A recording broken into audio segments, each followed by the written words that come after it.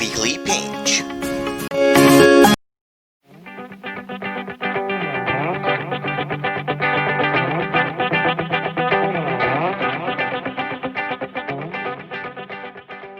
So much, Dr. Irfan, for joining us today, and it's a great honor, and it's really good for us to have you today to discuss about different things that you have achieved so far. So, sir, I would like you to please introduce yourself to our viewers. My name is Irfan Chaudhary. I'm an associate professor of computer engineering at U2ET Lahore. I did my PhD from MIT, and I guess that's about it. I don't know. Wonderful, wonderful. I think that sums up your introduction because studying from MIT is a great achievement for all the engineers out there. And sir, basically, I would like to ask you certain questions about your journey at MIT, the Massachusetts Institute of Technology, which is actually the dream of all the engineers, including mine as well. So, sir, how was your stay at MIT, and how did the journey started for you at that time? Oh, it was way back in 1989. That's when the journey started. So I don't think it was at that time. I mean, I think people of your generation don't actually realize how far back 1989 was. Right. So actually, there was no internet. Everything was either through mail or through fax. In fact, my MIT admission came through a telegram. So there was a person from on the bicycle from the post office who brought in the telegram saying that I'd been admitted. So this was so far back in history. So I mean, I'm just trying to point out that things were very different back there. We had, at least I had no idea that MIT was an engineering school.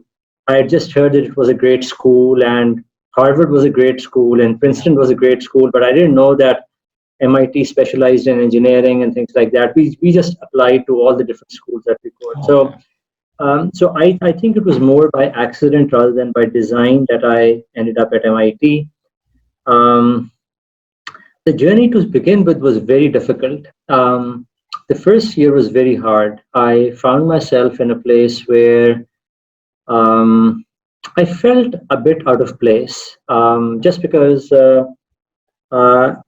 I'd never experienced that kind of an atmosphere in Pakistan, and it took me a while to get used to it.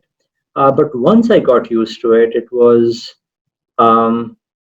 really an amazing experience. And just in terms of the sort of interacting with people who lived lives full of passions. I mean, you met people who were not leading lives to make money, but were doing things that they truly believed in. Right. And that, I think, was a first for me. I'd never found people, I'd never interacted with people in Pakistan who believed in things and led lives according to their beliefs. I mean, all the time it was which profession is going to make more money, change directions based on what is hot or cold at that time. There was no sense of, I enjoy doing this. This is what I want to do. I don't care about the rest of the world. So I think that really transformed the way I thought that experience. Wonderful, wonderful. Such a great journey you had back in MIT, sir. And so, if as far as I was reading your profile, which is really amazing, I think, sir, you have done your bachelor's and master's and PhD from MIT. Is that correct, Right. sir? Yeah. Wonderful. Wonderful. And sir, how I know, I mean, studying from such a prestigious institute is not easy to do. And how easy was for you to study at that great institute, at that time? I know no internet, nothing. So how would you No, I don't think, I think that I think a lot of institutions have a lot to offer.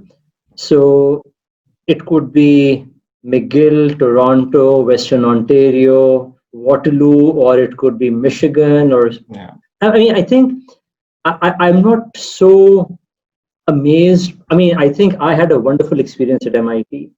Uh, there are lots of wonderful experiences that people can have at different places. I think the most important thing is what you gain out of that experience. Right. being at a place, I think, is not something which is important. I think what you gain out of that experience is what is important. I mean, there are so many wonderful places in Canada and in the US that you can have a wonderful academic experience and gain a lot out of it and grow as a human being. That's really what you're trying to do. I mean, you're not. I mean, if somebody is after having like a name tag and then they want to cash in on the name tag, that's a very different thing. But if you want to have an educational experience, I think MIT had a wonderful educational experience for me. It could have turned out to be not a great experience for me, and it may have been better for me to be somewhere else. I think what you gain by being at a place like MIT is that you understand that people come with very different abilities. People do lots of interesting things with their lives. There's no linear way to judge people. Don't think that if you have a GPA of 4, somebody Right. is an amazing person.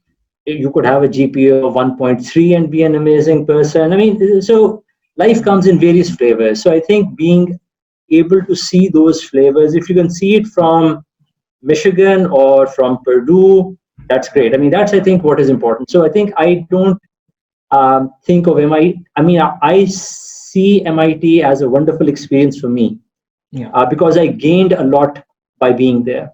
And it was hard at first, but then I think once you get used to the wavelength of Yeah. how people work, it becomes easier. Although I have to say one thing, which is that till the end, I never got used to. I mean, I think, and that's what I hate about my educational experience in Pakistan, that I Okay. never got to enjoy the unknown.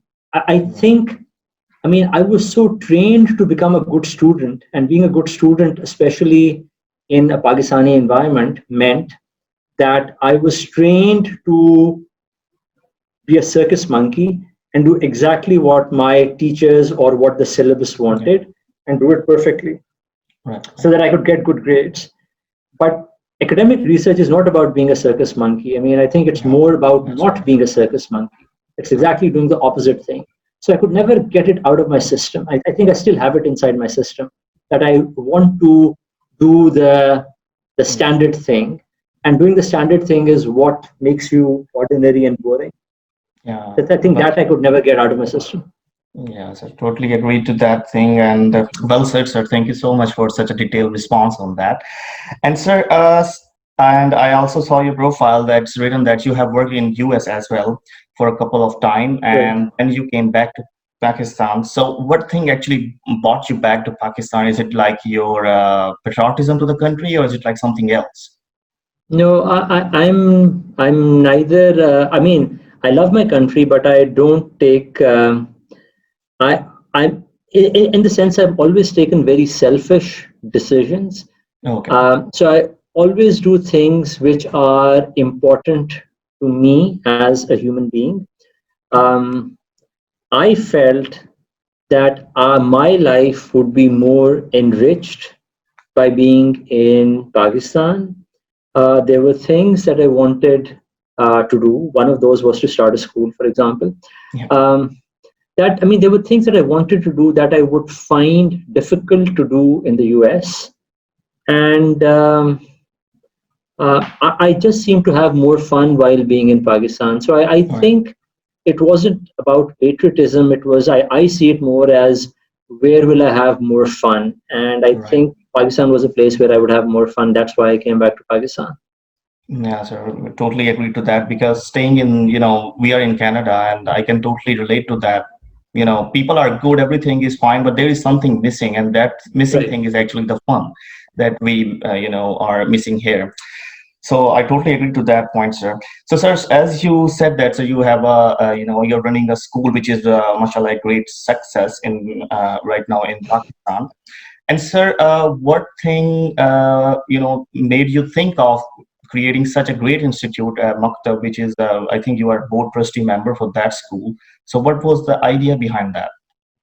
Well, I mean, I'll sort of say that it's not a great institution. Oh, It's a very long journey. It's a very long journey.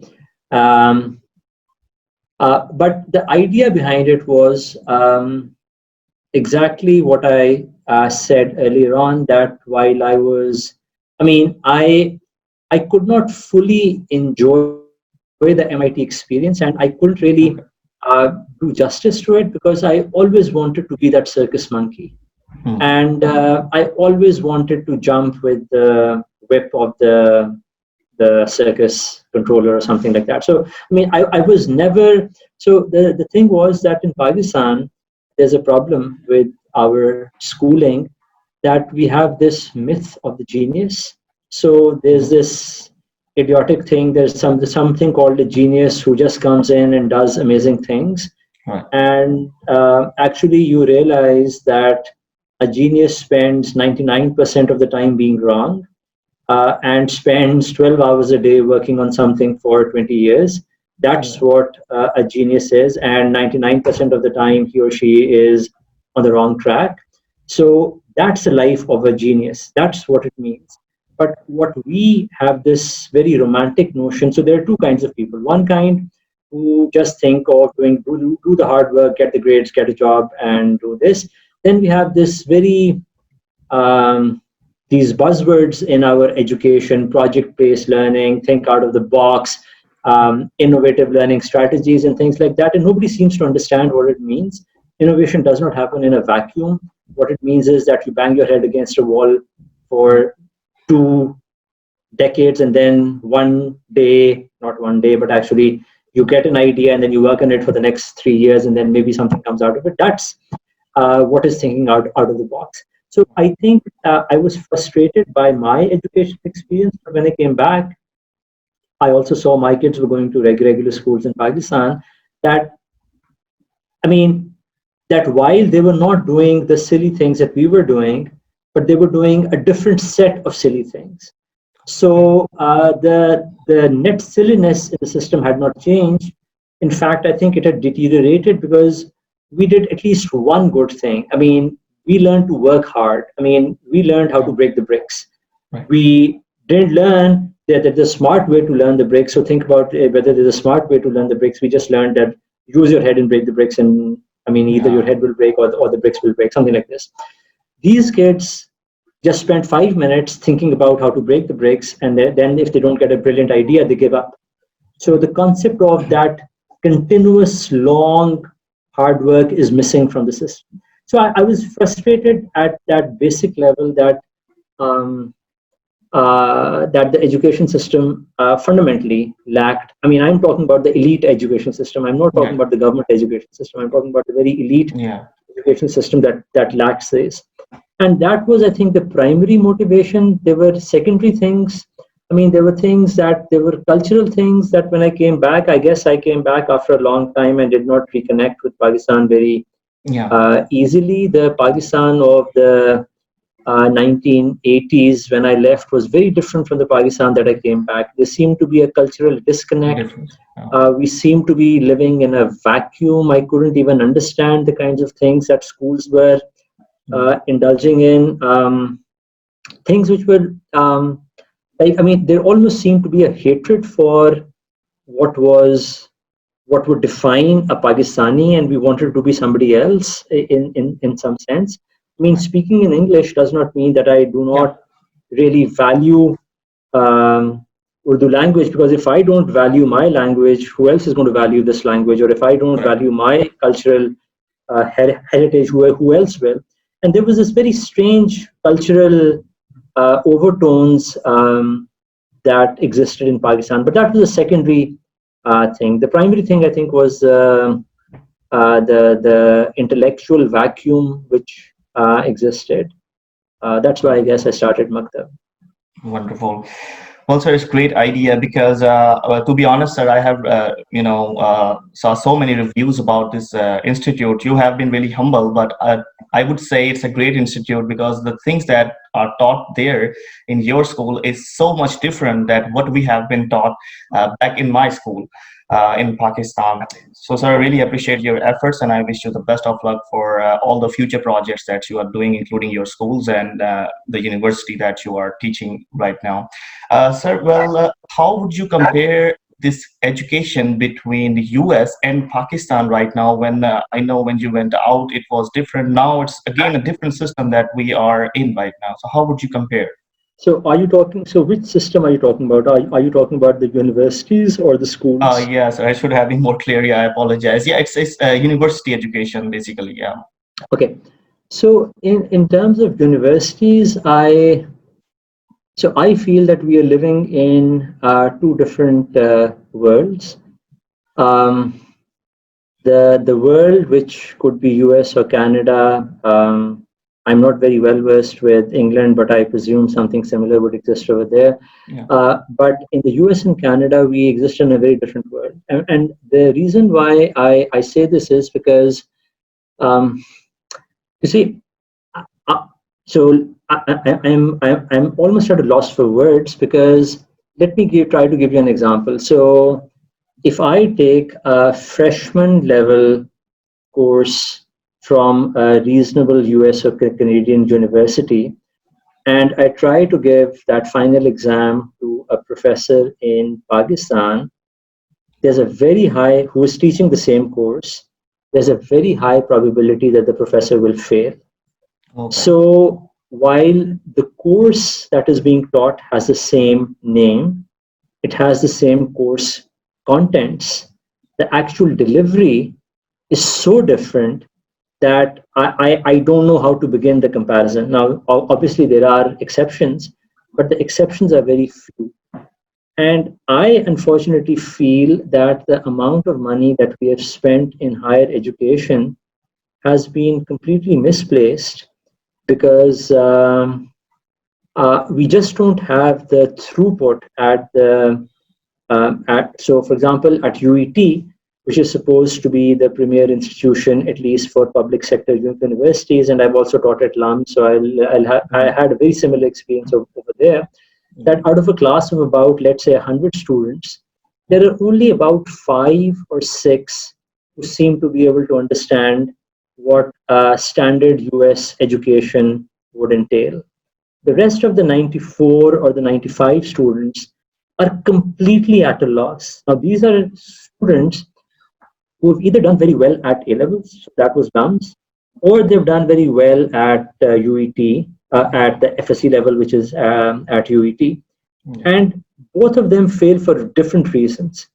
But there's a commonality because there's a mechanism to beat the system at the FSC level, and there's a mechanism to beat the A level system also. So students actually learn how to beat the system. They don't learn mathematics or physics or chemistry or biology as they should have at the school level or the high school level. The entire system, uh, from the students to the professors, is all an illusion that we have made to give a sense of that we are involved in some higher education thing, and we continue to expand. I mean, I don't understand why do we have so many engineering schools? We don't do any engineering in Pakistan. Who engineers a system in Pakistan? We maintain systems, but for that you don't need an engineer. You need a technician to maintain systems. We maintain for WAPDA. We don't do any innovation. Who does innovation in Pakistan? So I don't understand why are we so focused on research, and the research that we do in Pakistan is completely meaningless for Pakistan. In the US or in Canada, if you do your research, especially in engineering, it's very closely coupled to the industry. And maybe there's no direct relevance to it, but it will have relevance to it in 10 or 15 years' time or 5 years' time, depending on the kind of research that you're doing. In Pakistan, we do research just to publish papers so that, for example, I can go from an associate professor to being a professor or something like that. That's the only reason why I do research. So it's all a meaningless kind of a charade that we are involved in higher education. So if I summarize it, I think there's no comparison. The name is the same. We're just doing two completely orthogonal things. Definitely, definitely.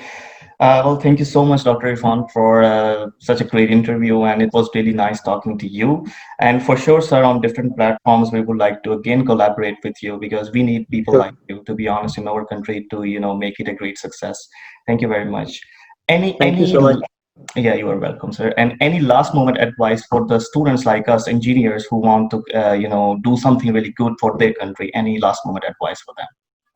My only advice is that if you follow your passions, wherever you are, whether you're in Canada or in the US or in Pakistan, I think follow your passions to the best of your abilities and something good will come out of that.